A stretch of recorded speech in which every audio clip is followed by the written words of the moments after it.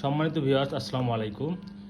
এই ভিডিওতে দেখতে পারতেছেন এটা হচ্ছে আরসিবিও, এটা হচ্ছে এমসিবি ডিপি, আর এটা হচ্ছে এমসিবি এসপি।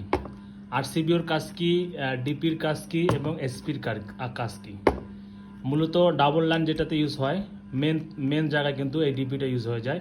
অনেক ক্ষেত্রে সিঙ্গেল ডিভাইসের ক্ষেত্রেও অনেকে ডিপি ইউজ করে, তো সিঙ্গেল ক্ষেত্রে বেশিরভাগই এসপিটা আপনার কি বলে ইউজ করে, যেমন এসি, ফ্রিজের লাইন, রাইস কুকারের লাইন। আর এটা হচ্ছে আরসিবিও, এটা কিন্তু ডিপির কাজ করে। ডিপি শুধু শর্ট সার্কিট হলেই কিন্তু আপনার ট্রিপ করবে।